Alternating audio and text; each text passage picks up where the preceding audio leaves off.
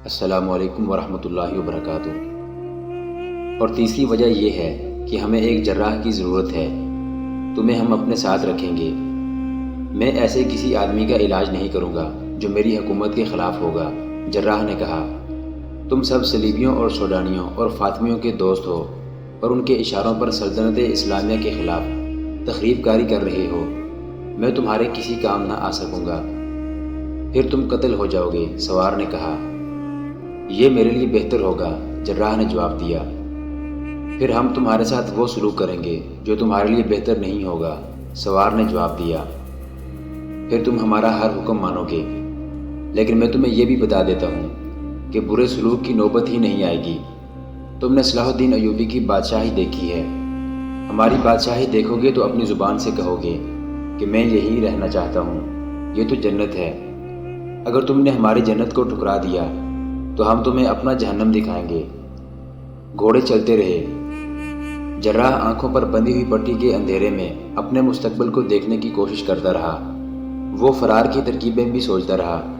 اسے بار بار شارجہ کا خیال آتا، مگر وہ یہ سوچ کر مایوس ہو جاتا تھا کہ یہ لڑکی بھی اسی گروہ کی ہے، وہ اس کی مدد نہیں کرے گی۔ ان کا سفر اتنا لمبا نہیں تھا، لیکن سرحدی دستوں اور ان کے گشتی سنتریوں کے ڈر سے مجرموں کا یہ قافلہ بچ بچ کر، چھپ چھپ کر اور بڑی دور کا چکر کاٹ کر جا رہا تھا۔ شام کے بعد بھی یہ قافلہ چلتا رہا اور رات گزرتی رہی۔ آدھی رات سے ذرا پہلے قافلہ رک گیا۔ جراح کو گھوڑے سے اتار کر اس کے ہاتھ کھول دیے گئے، اور چونکہ اندھیرا تھا اس لیے اس کی آنکھوں سے پٹی بھی کھول دی گئی۔ اسے کھانے کو کچھ دیا گیا، پانی بھی پلایا گیا۔ اس کے بعد اس کے ہاتھ بھی باندھ دیے گئے اور پاؤں بھی، اور اسے سو جانے کو کہا گیا۔ سوار تھکے ہوئے تھے، اس سے ایک رات پہلے کے جاگے ہوئے تھے، لیٹے اور سو گئے۔ گھوڑوں کو زینے اتار کر ذرا پرے باندھ دیا گیا تھا۔ جراح کے بھاگنے کا تو سوال ہی پیدا نہیں ہوتا تھا۔ وہ بندھا ہوا تھا، وہ بھی سو گیا۔ کچھ دیر بعد اس کی آنکھ کھل گئی۔ وہ سمجھا کہ اسے روانگی کے لیے جگایا جا رہا ہے، لیکن کوئی اس کے پاؤں کی رسی کھول رہا تھا۔ وہ چپ چاپ پڑا رہا۔ وہ مرنے کے لیے بھی تیار ہو گیا۔ اسے یہ بھی توقع تھی کہ اسے قتل کر کے پھینک جائیں گے، لیکن پاؤں کی رسی کھلنے کے بعد جب یہ سایہ اس کے ہاتھوں کی رسی کھولنے لگا تو اس نے جھک کر جراح کے کان میں کہا، میں نے 2 گھوڑوں پر زینے کس دی ہیں، خاموشی سے میرے پیچھے آؤ، میں تمہارے ساتھ چلوں گی۔ وہ بے ہوشی کی نیند سوئے ہوئے ہیں۔ یہ شارجہ کی آواز تھی۔ جراح آہستہ سے اٹھا اور شارجہ کے پیچھے پیچھے چل پڑا۔ ریت پر پاؤں کی آہٹ پیدا ہی نہیں ہوتی تھی۔ آگے 2 گھوڑے کھڑے تھے، ایک پر شارجہ سوار ہو گئی، دوسرے پر جراح سوار ہو گیا۔ شارجہ نے کہا، اگر تم اچھے سوار نہیں ہو تو ڈرنا نہیں، گرو گے نہیں، ایڑ لگاؤ اور لگام ڈھیلی چھوڑ دو۔ گھوڑے کو دائیں بائیں موڑنا تو جانتے ہوگے۔ جراح نے جواب دیے بغیر گھوڑے کو ایڑ لگائی۔ شارجہ کا گھوڑا بھی اس کے ساتھ ہی دوڑا۔ دوڑتے گھوڑے سے شارجہ نے کہا، میرے پیچھے رہو، میں راستہ جانتی ہوں، اندھیرے میں مجھ سے الگ نہ ہو جانا۔ سرپٹ بھاگتے گھوڑوں نے مجرموں کو جگا دیا، لیکن تعاقب آسان نہیں تھا۔ انہیں پہلے تو دیکھنا تھا کہ یہ کس کے گھوڑے ہیں۔ انہیں شارجہ کے بھاگنے کا خطرہ ہی نہیں تھا۔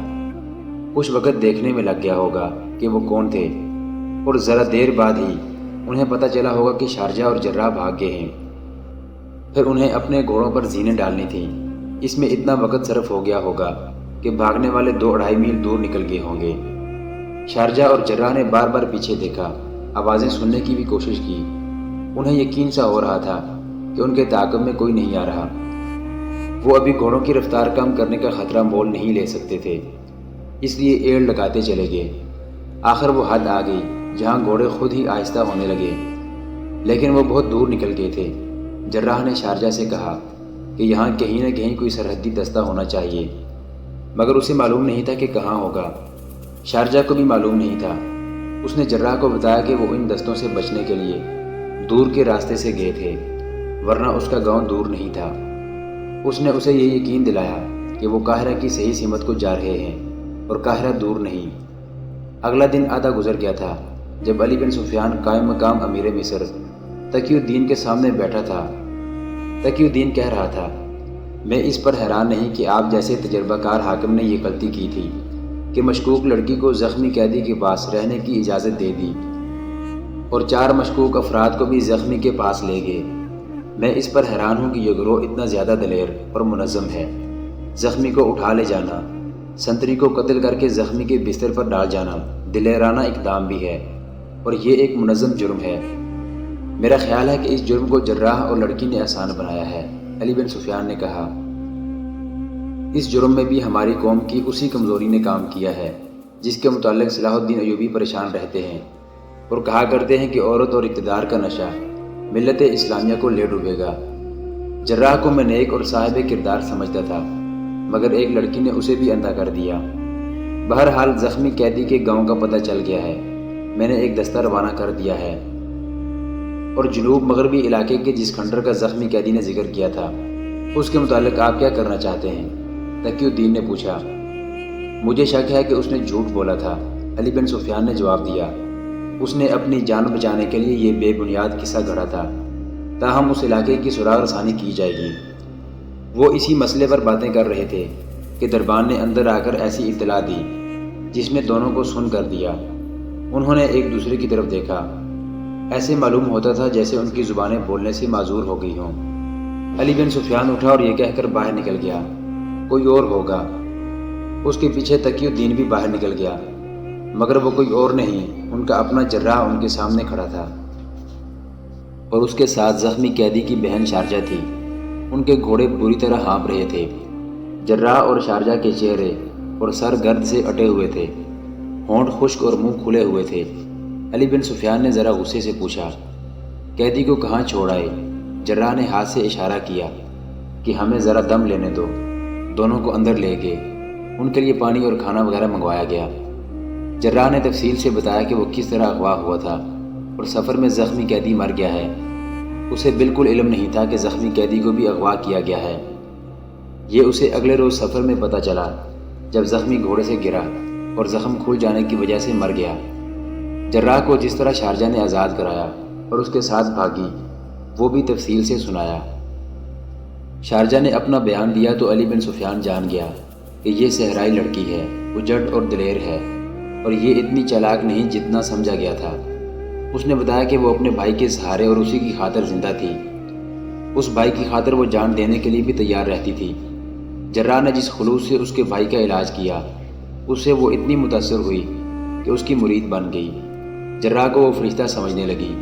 پہلے روز اس کے ساتھ جو 4 آدمی آئے تھے وہ اس کے کچھ نہیں لگتے تھے، وہ اس کے چچا اور تایزاد بھائی نہیں تھے۔ وہ اسی گروہ کے آدمی ہیں جو صلاح الدین ایوبی کو اور اس کے اعلیٰ حاکموں کو قتل کرنا چاہتا ہے۔ جب علی بن سفیان کے آدمی شارجہ کے گاؤں اسے ساتھ لانے گئے تھے اس وقت یہ 4 آدمی گاؤں میں تھے۔ انہیں پتہ چلا کہ شارجہ کا بھائی زخمی ہو کر قید ہو گیا ہے تو وہ اس ارادے سے ساتھ چل پڑے کہ زخمی کو اغوا کریں گے۔ انہیں ڈر یہ تھا کہ زخمی کے پاس جو راز ہے وہ فاش نہ ہو۔ وہ جانتے تھے کہ زخمی کہاں اور کس کارروائی میں زخمی ہوا ہے۔ شارجہ کے بیان کے مطابق اس کا ارادہ بھی یہی تھا کہ بھائی کو اغوا کرائے گی۔ اس نے بھائی کے پاس رہنے کی جو التجا کی تھی اس سے اس کے 2 مقصد تھے، ایک یہ کہ بھائی کی خدمت اور دیکھ بھال کرے گی، اور دوسرا یہ کہ موقع ملا تو اسے اغوا کرائے گی۔ وہ 4 آدمی زخمی سے مل کر واپس نہیں گئے بلکہ قاہرہ میں ہی رہے تھے۔ وہ شارجہ کے اشارے کے منتظر تھے، لیکن جراح نے لڑکی کو اتنا متاثر کیا کہ اس کی سوچ ہی بدل گئی۔ جراح نے اسے یقین دلایا کہ اس کے بھائی کو کوئی سزا نہیں ملے گی۔ اس کے علاوہ جراح نے اسے ایسی باتیں بتائی جو اس نے پہلے کبھی نہیں سنی تھی۔ جراح نے اس کے اندر اسلام کی عظمت بیدار کر دی تھی اور اعلیٰ کردار کا مظاہرہ کر کے اسے اپنا مرید بنا لیا تھا۔ وہ ہر وقت جراح کے پاس بیٹھ کر اس کی باتیں سننے کے لیے بےتاب رہنے لگی۔ ایک روز وہ جراح کے گھر جا رہی تھی تو اسے ان 4 میں سے ایک آدمی راستے میں مل گیا۔ اس نے شارجہ سے کہا کہ زخمی کے اغوا میں اب دیر نہیں ہونی چاہیے۔ شارجہ نے اسے کہا کہ وہ ارادہ بدل چکی ہے، اس کا بھائی یہیں رہے گا۔ اس آدمی نے شارجہ سے کہا کہ اگر اس نے شہر میں آ کر اپنا دماغ خراب کر لیا ہے تو اسے قتل کر دیا جائے گا، زخمی یہاں نہیں رہے گا۔ شارجہ کو توقع نہیں تھی کہ یہ 4 آدمی اتنی دلیری سے اس کے بھائی کو اغوا کر لیں گے۔ اس نے انہیں فیصلہ سنا دیا کہ وہ ان کی کوئی مدد نہیں کرے گی۔ اس آدمی نے اسے کہا، ہم تمہاری ہر ایک حرکت کو دیکھ رہے ہیں۔ ہم سمجھ رہے تھے کہ تم نے جراح کو پھانس لیا ہے، لیکن معلوم ہوتا ہے کہ تم خود اس کے جال میں پھنس گئی ہو۔ شارجہ نے اسے دھتکار دیا۔ اسے چونکہ توقع نہیں تھی کہ وہ لوگ اتنی دلیری کا مظاہرہ کر سکیں گے۔ اس لیے اس نے جراح کے ساتھ بھی ذکر نہ کیا کہ اس کے زخمی بھائی کے اغوا کا خطرہ ہے۔ اسی رات شارجہ اور جراح ان چاروں کے چنگل میں آئے۔ انہیں جب گھوڑوں پر سوار کرانے کے لیے اٹھا لے گئے تو اس نے دیکھا کہ ایک گھوڑے پر اس کا زخمی بھائی بیٹھا تھا۔ اس وقت وہ کچھ خوش ہوئی کہ اس کا بھائی آزاد ہو گیا ہے۔ وہ فرار پر آمادہ ہو گئی، لیکن جراح کو ان لوگوں کی قید میں نہیں دیکھنا چاہتی تھی۔